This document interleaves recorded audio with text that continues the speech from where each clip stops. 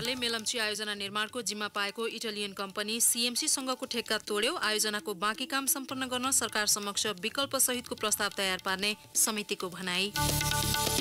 विभिन्न मन्त्रालयको 5 खर्ब रुपियाँ भन्दा बढी बेरुजु फर्स्यौट गर्न सम्बन्धित सचिवलाई सार्वजनिक लेखा समितिको निर्देशन। भूकम्प पीडितलाई निजी आवास निर्माण गर्न वन क्षेत्रको जग्गा उपलब्ध गराउने सरकारको निर्णय। 10 लाख अभियन्ताको प्रत्यक्ष सहयोगमा बागमती सफाई अभियान 300औं हप्तामा पुग्दै ढल र फोहोर मैला व्यवस्थापन मुख्य चुनौती। ब्रेक्जिट सम्झौतालाई थप बलियो र रचनात्मक बनाउन बेलायती प्रधानमन्त्री मे र युरोपेली कमिसनका अध्यक्ष सहमत। बाध्यकारी परिवर्तन स्वीकार्न मेको आग्रह। र रेलिगेसन बिनाको शहीद स्मारक बी डिभिजन लिग भोलिबाट सुरु हुँदै उपाधि विजेताले 8 लाख रुपियाँ पुरस्कार पाउने।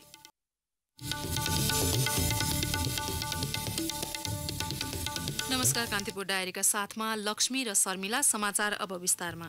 सरकारले मेलम्ची खानेपानी योजना निर्माणको जिम्मा पाएको इटालियन कम्पनी सीएमसीसँगको ठेक्का सम्झौता तोडेको छ। मेलम्ची खानेपानी विकास समितिको आज बसेको बैठकले सीएमसी दी रावेनासँगको ठेक्का सम्झौता रद्द गर्ने निर्णय गरेको कार्यकारी निर्देशक सूर्यराज कण्ठेलले जानकारी दिनुभयो। गत डिसेम्बर 15 मा एकतर्फी रूपमा काम छाडेर गएको कम्पनीसँग पटक पटक स्पष्टीकरण सोधिए पनि कुनै जवाफ नआएपछि थप अन्योलता पैदा हुन सक्ने र सरकारले फिर्ता लिएको बैंक ग्यारेन्टी रकम समेत गुम्न सक्ने जोखिम आउन सक्ने भएकाले सम्झौता रद्द गरिएको कण्ठेलले बताउनुभयो। सीएमसीले ठेक्का सम्झौता गर्दा झण्डै 2.5 अर्ब रुपियाँ थरौटी राखेको छ। सरकारले गत माघ 6 मा 2 साताभित्र काममा फर्कन सक्ने गरी टर्मिनेसन लेटर सीएमसीलाई पठाएको थियो। अन्तिम म्याद सकिदासम्म सीएमसीले कुनै प्रत्युत्तर नदिएपछि ठेक्का तोड्ने निर्णय गरेको समितिले जनाएको छ। ठेक्का तोडिएपछि मेलम्ची योजनालाई कसरी अगाडि बढाउने भन्ने बारे खानेपानी मन्त्रालय र समिति कुनै निर्णयमा पुग्न सकेको छैन। समितिको बैठकले मेलम्ची योजना अघि बढाउने विभिन्न विकल्प सहितको प्रस्ताव छिट्टै तयार गरेर मन्त्रालयमा पेश गर्ने निर्णय गरेको छ। सरकारले नयाँ वर्षमा काठमाडौँमा पानी ल्याइ पुर्याउने योजनाका साथ योजनाको काम अघि बढाएको थियो। सीएमसीले आफू आर्थिक रूपमा टाटपल्टेको घोषणा गर्दै इटाली फर्किएपछि योजनाको काम अवरुद्ध भएको छ। मेलम्चीको 27 किलोमिटर सुरुङ छिचोलिसकेको छ।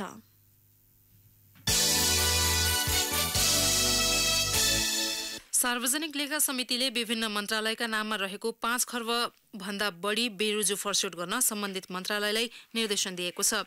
बेरुजु बढ्दै जाँदा आर्थिक अनियमितता समेत बढेको भन्दै समितिको आज बसेको बैठकले तत्काल फर्स्यौट प्रक्रिया अघि बढाउन मुख्य सचिव सहित सम्बन्धित मन्त्रालयका सचिवलाई निर्देशन दिएको हो।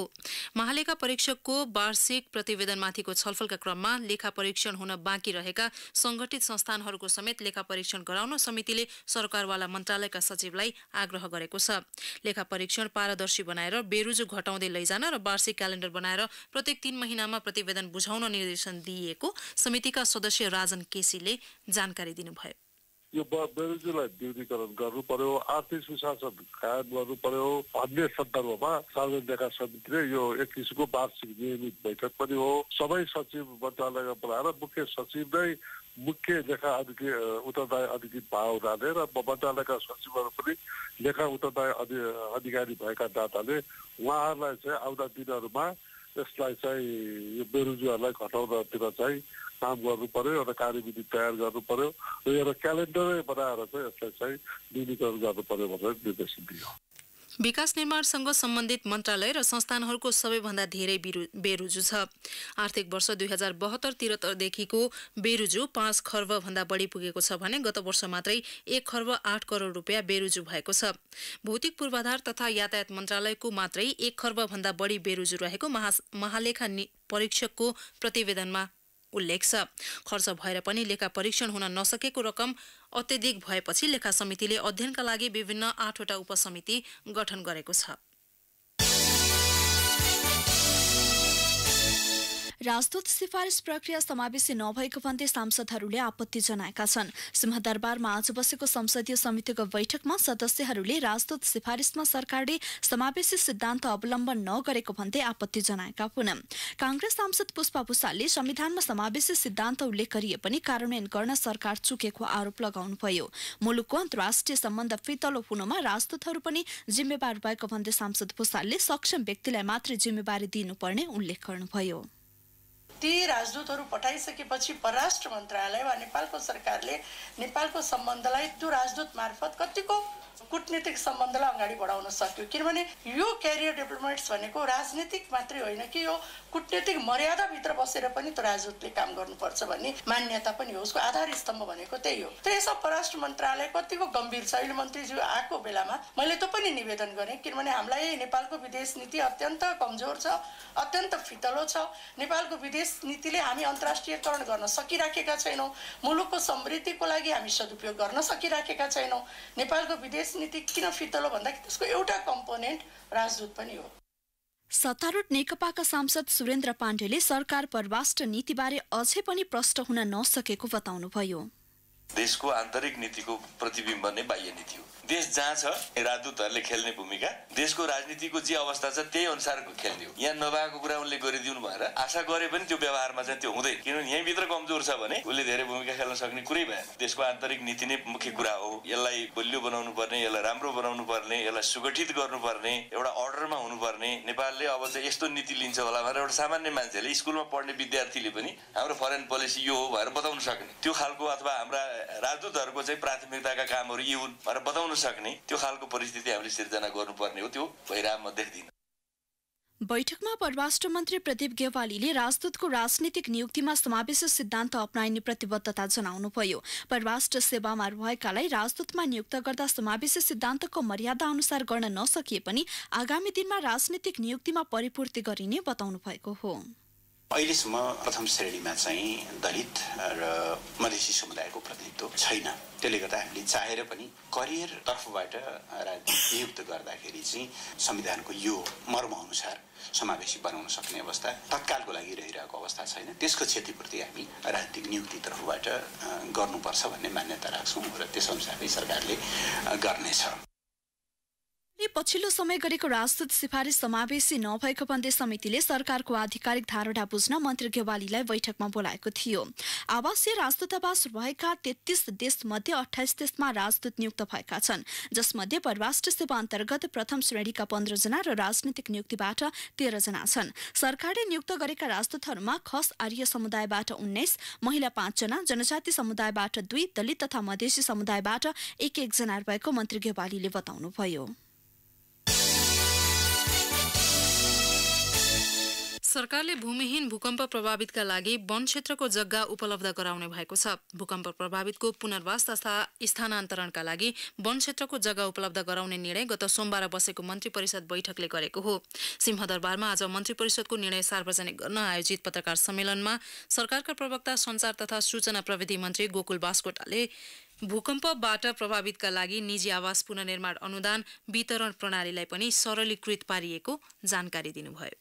वन क्षेत्र नघट्ने गरी अहिले हामीले करिब 45% जस्तो वन क्षेत्र कायम राख्ने भन्ने राष्ट्रिय वन नीतिमै अथवा सरकारको त्यो पोलिसीमै छ। त्यसमा फेरबदल नआउने गरी नागरिकहरूले सट्टा भर्ना पनि गर्न सकिने। कोही जमिन सरकारले उपलब्ध गराए, उहाँको जमिन बस्तीको निम्ति काम लागेन भने सोही बराबरको जमिन चाहिँ सरकारले उपलब्ध गराउने भयो। यसको खास उद्देश्य चाहिँ के हो भने भूकम्पबाट प्रभावित नागरिकहरूलाई 76 भित्रै छानोमुनि लिएर आउने सरकारको घोषणालाई साकार रूप दिन कार्यविधिलाई सरल बनाइएको र नागरिकलाई छानोमुनि सुरक्षित छानोमुनि लिएर आउने सरकारको ध्येयलाई सफल बनाउनलाई यो काम गरिएको छ।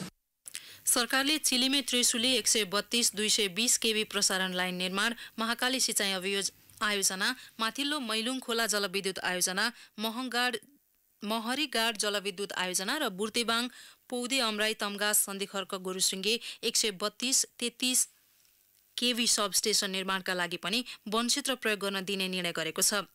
नेपाल न्याय सेवा सरकारी वकिल समूहका राजपत्राङ्कित विशिष्ट तथा प्रथम श्रेणीका कर्मचारीको समायोजन गर्ने विषय पनि भएको मन्त्री बास्कोटाले जानकारी दिनुभयो।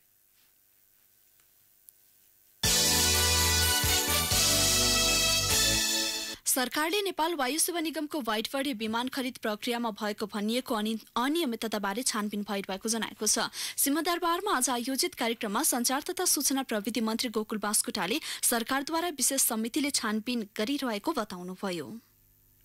जे सत्य तथ्य हो त्यो समितिले लिएर आउँछ। अब समितिकै कतिपय सदस्यहरूले काम गर्न भ्याउनु भएन वा गर्नु भएन भने समितिले हामीलाई त्यस्तो जानकारी गराएको छैन।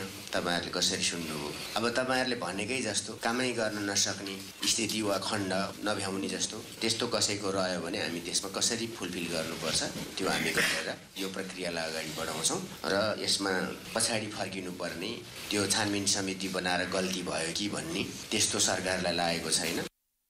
संसदको सार्वजनिक लेखा समितिको उपसमितिले 4 अर्ब 35 करोड 56 लाख रुपैयाँ अनियमितता भएको निष्कर्ष निकालेकोमा चित्त नबुझेपछि सरकारले अर्को समिति बनाएको थियो। पुस 19 गतेको मन्त्रीपरिषद बैठकले पूर्व मुख्य न्यायाधीश गोविन्द प्रसाद पराजुलीको अध्यक्षतामा 3 सदस्यीय जाँचबुझ समिति गठन गरेको हो। कान्तिपुर डायरीमा अब ब्रेकको पालो। ब्रेकपछि अब बाँकी प्रसंग। नेपाल भारत बीचको व्यापार सहजीकरणका लागि दुई मुलुकका वाणिज्य सहसचिव स्तरीय वार्ता पोखरामा आज शुरू भएको छ।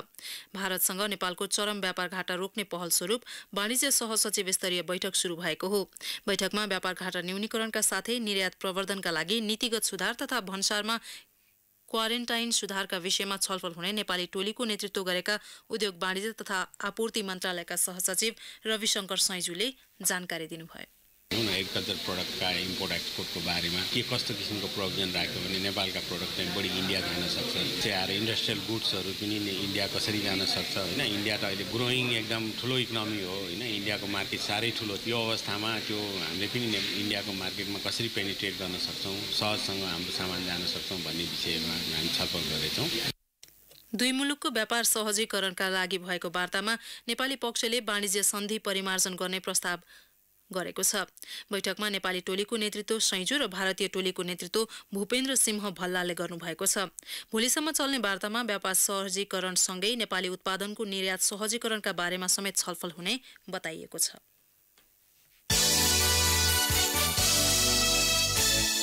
बागमती सफाई महाअभियानले 300औं हप्ता छुने लाग्दा शहरी विकास मन्त्रालयले अभियानमा सहभागी हुन सरकारवाला सबैलाई आह्वान गरेको छ। अभियानमा 753वटै स्थानीय तहको सहभागिता रहने शहरी विकास मन्त्रालयको भनाइ छ। स्वच्छता मेरो पहिचान सफाईमा योगदान भन्ने नाराका साथ थालिएको अभियानले नेपालभरका विभिन्न 90 भन्दा बढी स्थानमा सफाई अभियान सञ्चालनमा प्रेरणा तथा सकारात्मक सन्देश दिएको छ। उपत्यकाभर 1850 भन्दा बढी संघ संस्था र करिब 10 लाख अभियन्ताको प्रत्यक्ष सहयोगमा हरेक हप्ता बागमती सफा गर्ने काम भइरहेको छ। सरकार र नागरिकको अगुवाईमा मुलुकभर चलेको बागमती सफाई अभियानको काम तीव्र गतिमा समेत भइरहेको छ। यद्यपि ढल व्यवस्थापन र फोहोर मैला व्यवस्थापनको चुनौतीका कारण यो अभियान सफल हुन अझ गम्भीर बन्नुपर्नेछ। एक रिपोर्ट। विक्रम सम्वत 2070 जेठ 5 गतेबाट शुरू बागमती सफाई अभियान माघ 26 गते 300औं हप्तामा पुग्छ। यस बीचमा चल्तीको उखान जस्तै बागमतीमा धेरै पानी बगे। पहिले लेदो जम्ने बागमतीमा अहिले कञ्चन र सङ्लो नभए पनि पानी बग्न थालेको छ। अभियानको सफलता भनेको सिधै बागमतीमा फोहोर फाल्नेहरू निरुत्साहित हुनु र सफाई अभियानमा लाग्नेहरू उत्साही हुनु हो। यद्यपि सरकारले अभियन्तालाई हौसाउन थप केही गर्न आवश्यक भइसकेको छ। चक्रपथ सफाई अभियानकी अभियन्ता लक्ष्मी बस्नेत। फोहोरको बाल्टीहरू राख्दियोस्, बोर्डहरू राख्दियोस्। त्यो त हामी व्यक्तिगत त सक्दैनौँ नि। हामीले एउटा मास्क किन्न सक्यौँ, पन्जा किन्न सक्यौँ, साबेलहरू किन्यौँ, थुन्चीहरू किन्यौँ, कुचोहरू किन्यौँ। हाम्रो माग सरकारसँग चाहिँ नि हामीलाई अब ठुलो अब डब्बाहरू, टिनाहरू, कन्टेनरहरू राख्दियोस्। बागमती सफाईका लागि सयौं गैर सरकारी संस्थाहरू क्रियाशील छन्। सरकारले पनि काठमाडौँ उपत्यकाको सभ्यतासँग गाँसिएको बागमती संरक्षण र सफाईका लागि सुरुवाती कदम चाल्न सकेन। बागमती सफाई अभियान स्वतस्फूर्त नागरिक स्तरबाट थालिएको दृष्टान्त सुनाउँदै अभियन्ता डाक्टर राजु अधिकारी मुलुकभरका नदी सफाईका लागि नदी आयोग बनाउन सुझाउनुहुन्छ। केन्द्रीय स्तरमा संघीय सरकारद्वारा चाहिँ नदी आयोग बनोस् जसले चाहिँ देशभरिका नदीहरूको रक्षा गरोस्। शहरी विकास मन्त्रालयले बनाउने सम्पूर्ण योजनाहरूमा पनि नदीलाई सबभन्दा प्राथमिकतामा राखेर प्रेम अझै स्नेह दियोस्, प्रेम दियोस्। बागमती सफाई अभियानमा आजसम्म नागरिक तहबाट नेतृत्व लिने काम भए पनि अबका दिनमा यसको स्वामित्व र संरक्षणको जिम्मा सरकारी पोल्टोमा जानुपर्ने अधिकारी बताउनुहुन्छ। खबरदारी गर्ने काममा भने नागरिकको जिम्मेवारी पनि रहने उहाँको बुझाइ छ। जसले जुन ठाउँबाट गर्नुपर्ने त्यो गरेको भए त हाम्रो शहर बडो सभ्य, शिष्ट, विकसित, व्यवस्थित भइ नै हाल्थ्यो। नदीहरू निर्मल, पवित्र जस्ताको तस्तै रहन्थे। हाम्रो अपिल चाहिँ के हो भने स्थानीय निकायले नेतृत्व लियोस्, हामी उहाँहरूलाई सहयोग गर्छौँ। बागमती सफाई अभियान अभियान अब नागरिक स्तरबाट मात्रै सञ्चालन नहुने र सरकारले पनि साथ दिने बताउनुहुन्छ शहरी विकास मन्त्री मोहम्मद इस्तियाक राई। र देशको राजधानी त्यसको मुटुमा बगेको नदी जो कि एउटा फोहर छ, हाम्रै आँगन भनौँ न फोहर, त्यसलाई सफा सुग्घर बनाउनका लागि प्राकृतिक नदीका रूपमा रूपान्तरित गर्नका निम्ति लागेका छौं। सरकारको आर्थिक सहयोग बिनै सञ्चालित अभियानले बागमतीलाई एक हदसम्म सफा तुल्याउन सकिए पनि चाहे जति गर्न नसकिएको अभियन्ता किशोर थापा बताउनुहुन्छ।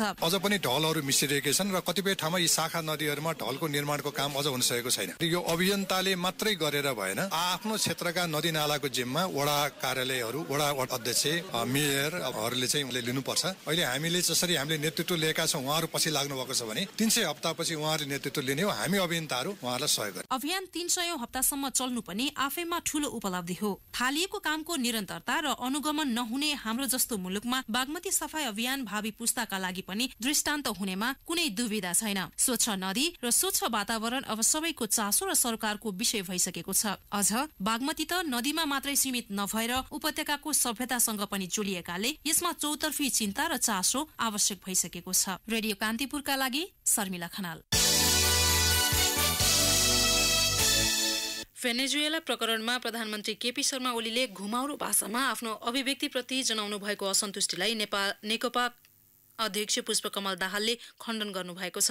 नेपालका लागि अमेरिकी राजदूत र्यान्डी बेरीसँगको भेटमा प्रधानमन्त्री ओलीले दाहालको वक्तव्यमा शब्द चिप्लिएको भन्दै त्यसबाट नेपाल अमेरिका सम्बन्धमा असर नपर्ने र पर्न नहुने बताउनु भएको थियो। भेनेजुएला प्रकरणबारे दाहालको वक्तव्यप्रति असन्तुष्ट अमेरिकी राजदूतसँग प्रधानमन्त्री ओलीले राष्ट्रपति डोनाल्ड ट्रम्पको जिब्रो चिप्लिए जस्तै रूपमा लिन अर्थ्याउनु भएको थियो। तर अध्यक्ष दाहालले आज चितवन पुगेर प्रधानमन्त्री ओलीको सो अभिव्यक्तिप्रति खुल्ला असन्तुष्टि जनाउँदै आफ्नो विज्ञप्तिकै मर्म अनुसार नेपाल सरकार र पार्टी सचिवालयले पनि विज्ञप्ति निकालेको भन्दै त्यसमा कुनै विवाद गर्न नपर्ने बताउनुभयो। मलाई फसाइयो भन्यो प्रचण्डले भन्ने जस्तो आएपछि सचिवालयबाट वक्तव्य जारी गरेर त्यो होइन, पार्टीको तर्फबाट जे वक्तव्य आयो, सरकारको तर्फबाट परराष्ट्र मन्त्रालयबाट जे वक्तव्य आयो त्यही नै आधिकारिक हो, त्यही नै सही हो भएर फेरि स्पष्ट पारिसकिएको छ। सचिवालयको बैठकले शुद्ध त्यही स्पिरिटमा वक्तव्य जारी गरिसकेपछि अब व्यक्तिले कसले के भन्छ त्यसले अर्थ राख्दैन। नेकपाको सचिवालय बैठकले समेत कुनै पनि देशमा बाह्य हस्तक्षेप हुन नहुने र कुनै समस्या देखिए त्यहीका जनताले शान्तिपूर्ण रूपमा समाधान खोज्नुपर्ने यसअघि नै निर्णय गरेको थियो। यही माघ 11 गते नेकपाका अध्यक्ष दाहालले एक विज्ञप्ति जारी गरेर भेनेजुएलामा अमेरिकाले हस्तक्षेप गरेको भन्दै विरोध गर्नुभएको थियो। उहाँको सो अभिव्यक्तिको चौतर्फी आलोचना भएको छ।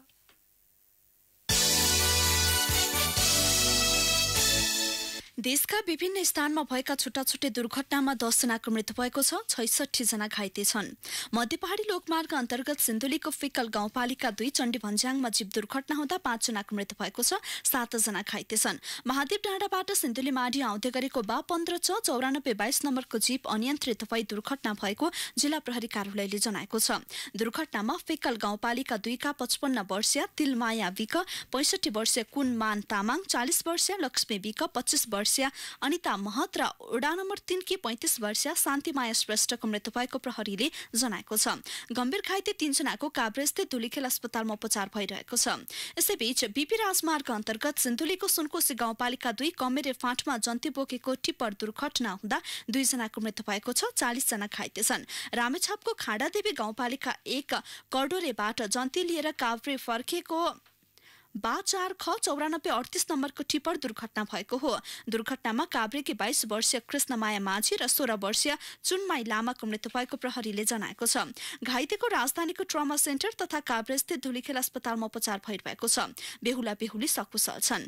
यस्तै तनहुँको आफोखैरनी गाउँपालिका 6 जाल भन्ज्याङमा G2/3270 नम्बरको जीप दुर्घटना हुँदा 2 जनाको मृत्यु भएको छ, 5 जना घाइते छन्। दुर्घटनामा गम्भीर घाइते 45 वर्षीय चिजमाया गुरुङ र 50 वर्षीय मनबहादुर गुरुङको उपचारका क्रममा बन्तीपुर अस्पतालमा मृत्यु भएको जिल्ला प्रहरी कार्यालयका डीएसपी श्यामु अर्यालले बताउनुभयो। बाराको कलैया उपमहानगरपालिका 16 विद्यानगरमा ना 50/1080 नम्बरको मोटरसाइकल र 1937-29 नम्बरको कार आपसमा ठोकिँदा 30 वर्षीय सन्दीप ढकालको मृत्यु भएको प्रहरीले जनाएको छ। यस्तै दाङको गोराई उपमहानगरपालिका 3 चिसापानीमा यात्रुवाहक बस र कार ठोकिँदा 1 महिलाको मृत्यु भएको छ, 14 जना घाइते छन्। तुलसीपुरबाट वीरगञ्जतर्फ जाँदै गरेको ना 5ख 5529 नम्बरको बस र लमहीबाट घोराईतर्फ जाँदै गरेको बा 18 च 68 36 नम्बरको कार ठोकिएको हो।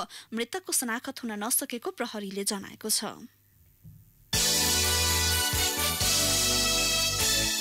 कान्तिपुर डायरीमा अब पाल्पा डायरीको पालो। पाल्पा डायरीबाट माधव बर्यालको नमस्कार। हिउँदे वर्षा भएपछि देशभरका किसानले राहत महसुस गरेका छन्। आकाशे पानीले किसान खुसी भएका छन्। उम्रिसकेका, पानी नपाएर हुर्कन र बढ्न नसकेका खाद्य तथा तरकारी बालीलाई आकाशे पानीले राहत दिएको छ। आकाशे पानीले गहुँ, आलस, मसुरो, चना, तोरी र आलुलाई राहत दिएको किसान टङ्कना ढकालले बताउनुभयो।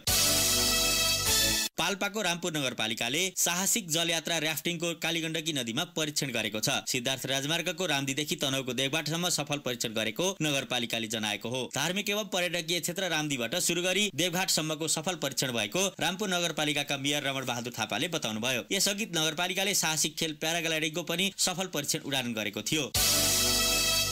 मालपोत र नापी कार्यालय पाल्पामा बिचौलियाकै भरमा सर्वसाधारणहरू सेवा लिन बाध्य भएका छन्। मालपोतमा केही महिना अघि नै बिचौलिया प्रवेश निषेध गरे पनि नापीमा भने त्यस्तो कुनै निर्देशन आएको छैन। मालपोत कार्यालयमा बिचौलिया प्रवेश निषेध भनिए पनि लेखापढी व्यवसायी बिना काम हुन नसकेको सर्वसाधारण रेवती शरद थापाले बताउनुभयो। सेवाग्राहीले कार्यालयभित्र पुगेर जानकारी लिए पनि काम गर्न नसक्ने गुनासो गरेका छन्। कागजपत्र पनि सबै लेखापढी व्यवसायीसँग हुने भएकाले सेवाग्राहीले काम गर्न सक्दैनन्। पाल्पाको रहवासमा पाल्पा सिमेन्ट कम्पनीले चुनलुङ्गा खानी उत्खनन गर्दा ज्यादती बढेको छ। नवलपरासी र रूपन्देहीको सिमाना खैरेनी नजिकै स्थापना भएको पाल्पा सिमेन्ट उद्योगका खानी सञ्चालकले ज्यादती गरेका हुन्। स्थानीय बासिन्दाले माथागढी गाउँपालिका वडा नम्बर 7 रहवासमा सञ्चालन भइरहेको उद्योगले दादागिरी देखाएर उठीवास लगाउन खोजेको आरोप लगाएका छन्। उनीहरू खानी उद्योगका विरुद्ध आन्दोलन समेत सुरु गरेका छन्। पटक पटक खानी बन्द गर्ने गर्दा सञ्चालकले उल्टै प्रहरी प्रशासन लगाएर ज्यादती गरेको स्थानीय टिका काफ्लेले बताउनुभयो। उद्योगले घाँस बाँस र कपासको व्यवस्था गर्दै सोझा जनताप्रति धम्की दिने गरेको आरोप लगाएका छन्। हवस् त पाल्पा डायरी आजलाई यति नै। माधव बर्याललाई बिदा दिनुहोस्। नमस्कार। जिल्ला डायरीपछि कान्तिपुर डायरीमा पुनः ब्रेकको पालो। ब्रेकपछि अब आर्थिक समाचार। सरकारले विप्रेषणलाई औपचारिक माध्यमबाट नेपाल भित्राउने तथा वैदेशिक रोजगारीबाट प्राप्त सिप र पुँजीलाई उत्पादनमूलक क्षेत्रमा प्रयोग गर्ने तयारी गरेको छ। त्यसका लागि नीतिगत, कानूनी र संस्थागत व्यवस्था सहितको सुझाव समेटिएको प्रतिवेदन कार्यदलले आज सरकारलाई बुझाएको छ। श्रम, रोजगार तथा सामाजिक सुरक्षा मन्त्रालयका सचिव महेश प्रसाद दाहालको संयोजकत्वमा गठित कार्यदलले तयार पारेको प्रतिवेदनमा नेपालमा विप्रेषणको प्राप्ति, उपयोग तथा कारोबार व्यवस्थापनका लागि गरिएका नीतिगत, कानूनी र संस्थागत व्यवस्था, विप्रेषण पठाउँदा लाग्ने लागतका साथै सोको व्यवस्थापन सम्बन्धी राष्ट्रिय एवं अन्तर्राष्ट्रिय अभ्यास समेत उल्लेख गरिएको छ। मन्त्रालयका सचिव दाहालले समय र लागत बढी लाग्ने भएकाले औपचारिक रूपमा रेमिटान्स बढी मात्रामा भित्रने गरेको भन्दै त्यसको नियन्त्रणका लागि आवश्यक नीति र संरचनागत सुझावहरू प्रतिवेदनमा समेटिएको उहाँले बताउनुभयो। $200 पठाउँदा $4.5 खर्च हुने हुँदाखेरि यो करिब तपाईँको अलिक महँगो देखिएको छ।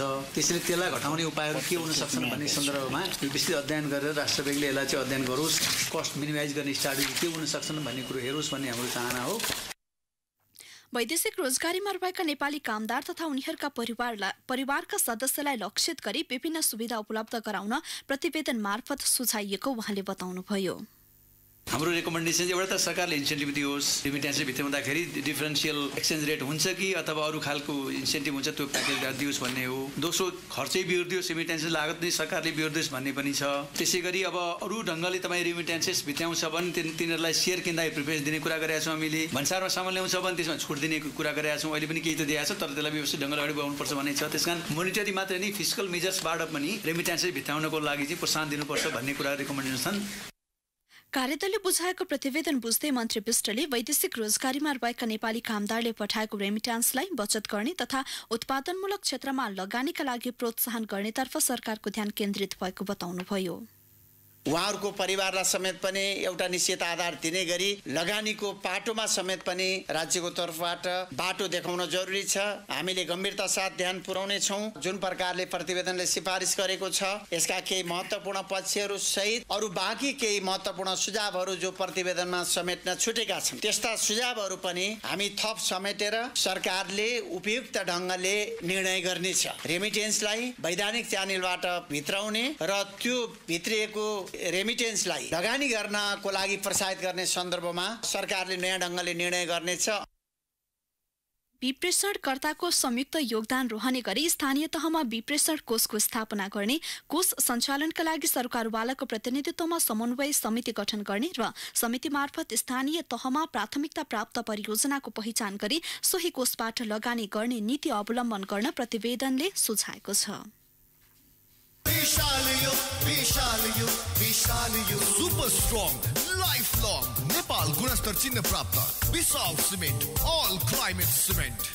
अब एउटा अन्तर्राष्ट्रिय प्रसंग। बेलायती प्रधानमन्त्री टेरिजा मे र युरोपेली आयोगका अध्यक्ष जीन क्लाउडे जङ्करले ब्रेक्जिट सम्झौतालाई बलियो र रचनात्मक ढंगले अघि बढाउने बताएका छन्। यद्यपि बेलायती प्रधानमन्त्री मेले चाहे जस्तो सम्झौता रद्दको विषयमा भने आफू असहमत रहेको जङ्करको भनाइ छ। ब्रेक्जिट सम्झौतामा केही गैर बाध्यकारी परिवर्तनका विषयहरू समावेश गर्न भने आफूहरू तयार रहेको उहाँको भनाइ छ। आगामी मार्च 29 ईयूबाट बाहिरिने निर्णय गरिसकेको बेलायतले फेब्रुअरीको अन्त्यसम्ममा सम्झौताका केही विषयमा ईयूसँग साझा धारणा तय गर्न ईयू नेताहरूसँग सहमतिको प्रयास गर्नुभएको छ।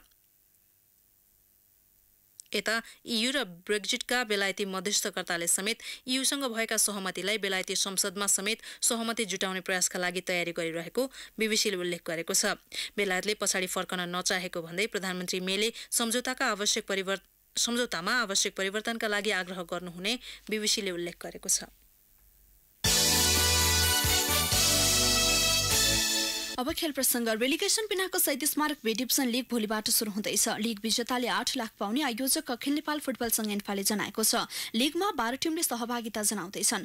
लीगका सबै खेल ललितपुरको साधुपाठ स्थित एन्फा कम्प्लेक्स मैदानमा हुने महासचिव इन्द्रमान तुलाधरद्वारा जारी विज्ञप्तिमा उल्लेख छ।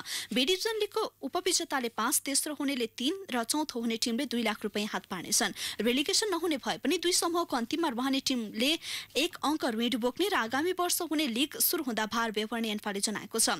एन्फाले लीगको तयारी खर्च बापत क्लबहरूलाई 7-7 लाख रुपैयाँ उपलब्ध गराउनेछ। अन्तिममा रहने टिमको तयारी खर्चबाट 50,000 कटाउने लीग संयोजक सञ्जीव मिश्रले बताउनुभयो। राउन्ड रोबिनका आधारमा हुने लीगमा 2 समूहका शीर्ष 2 टोलीले फाइनल राउन्डमा प्रतिस्पर्धा गर्नेछन्। फाइनल राउन्डमा समूह चरणको अङ्क गणना नहुने संयोजक मिश्रले बताउनुभयो। लीगमा विधागत तर्फका उत्कृष्ट खेलाडीले जनै 25,000 रुपैयाँ हात पार्ने एन्फाले जनाएको छ। उद्घाटन खेलमा भोलि झम्सखेल युथ क्लब र बोइज युनियन क्लब बीच प्रतिस्पर्धा हुनेछ।